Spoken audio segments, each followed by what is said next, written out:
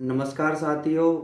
आज हम नारीवाद के विषय में बात करेंगे क्योंकि भारत की जो स्थिति महिलाओं के प्रति वो धार्मिक और संस्कृति की जो देन है।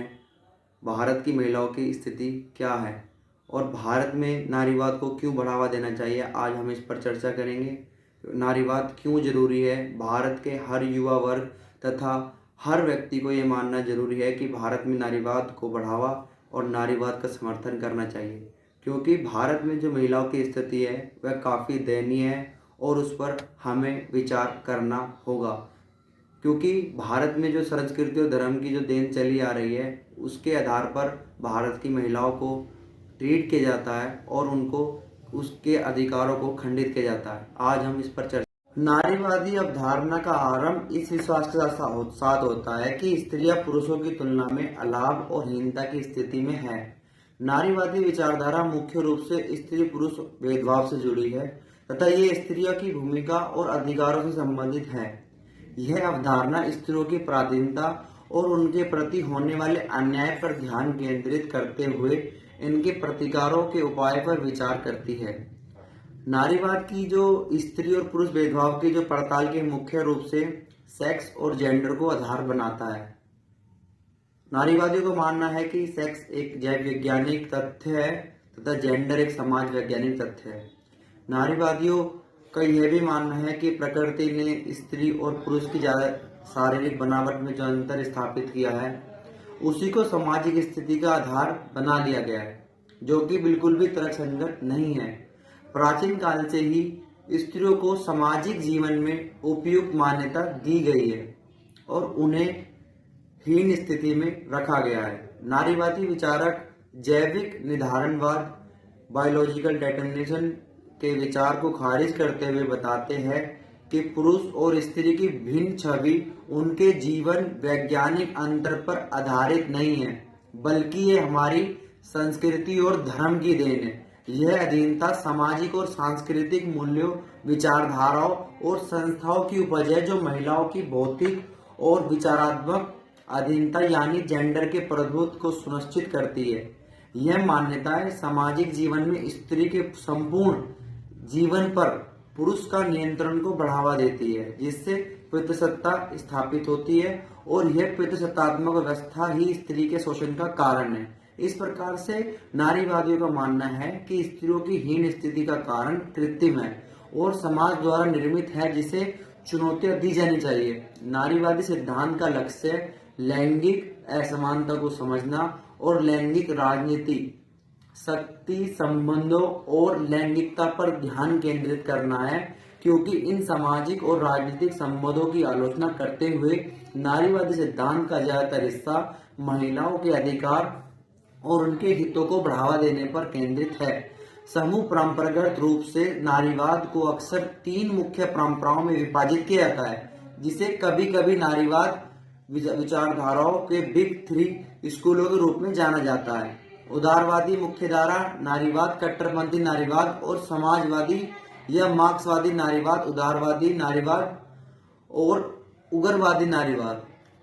समाजवादी जो मार्क्सवाद नारीवाद, उत्तर आधुनिक नारीवाद, सांस्कृतिक नारीवाद तथा पर्यावरणीय नारीवाद। तो भारत में जो ये नारीवाद की जो स्थिति है वो पुरुष वर्चस्व जो हर एक समाज की सच्चाई है और भारतीय समाज भी इससे अछूता नहीं रहा है। भारतीय समाज के लगभग सभी वर्गों में महिलाओं की स्थिति आरंभिक रूप से ही बेकार दर्जे की रही है। समाज की आदिवादी होने के बावजूद महिला हमेशा से ही मूलभूत अधिकारों से वंचित रही है। भारत में नारीवाद पितृसत्ता के विरोध और समान अधिकारों की लड़ाई से जुड़ा हुआ है। यदि हम भारतीय संदर्भ के बारे में बात करें तो नारीवादी आंदोलन को देखें तथा इसको तीन कालखंडों में अगर बांटने का हम काम करें तो प्रथम चरण 1850 से 1915, द्वितीय चरण 1915 से 1947 तथा तृतीय चरण 1947 से वर्तमान स्थिति तक। जो नारीवाद की ऐतिहासिक संरचना और ऐतिहासिक जो कारण रहे हैं, भारतीय सामाजिक संरचना में उपनिवेशवाद और विरोधी संघर्ष के कारण भारत का जो नारीवाद आंदोलन है वो पश्चिमी से काफी भिन्न है। भारत का जो नारीवाद आंदोलन 19वीं शताब्दी के सामाजिक सुधार आंदोलन और राष्ट्रीय आंदोलन से जुड़ा हुआ है, क्योंकि भारत में जो पहला नारीवाद आंदोलन समाज में विद्यमान अंधविश्वासों, रूढ़ परंपराओं जैसे सती प्रथा और बाल विवाह, देवदासी प्रथा आदि को समाप्त करने के उद्देश्य पर केंद्रित था। राजा राम मोहन रॉय, ईश्वर चंद्र विद्यासागर, महात्मा ज्योतिबा फुले, माता सावित्रीबाई फुले, फातिमा शेख, ताराबाई शिंदे जो भारत की प्रथम महिला फेमिनिस्ट थी, पंडित रमाबाई, सर सैयद अहमद खान आदि के विचारकों और समाज सुधारकों ने महिलाओं से जुड़े हुए प्रश्नों को प्राथमिकता दी तथा विभिन्न संगठन और कानूनी सुधार के माध्यम से स्त्री शिक्षा, विधवा विवाह और स्त्री अधिकार की दिशा में समर्पित प्रयास किया। दूसरा चरण महिलाओं की सक्रिय भागीदारी से जुड़ा हुआ है। इस दौर में महिलाएं स्वतंत्रता आंदोलन से लेकर श्रमिक आंदोलन में शामिल होने लगी। इस चरण में भारतीय महिला संघ का निर्माण हुआ 1917 में, जैसे विभिन्न संगठनों की स्थापना हुई और शारदा एक्ट 1929 जैसे कानूनी सुधार हुए। राष्ट्रीय आंदोलन के दौरान महात्मा गांधी और बाबा साहब अम्बेडकर के महिला उत्थान की दिशा में किए गए प्रयास विशेष रूप से उल्लेखनीय है।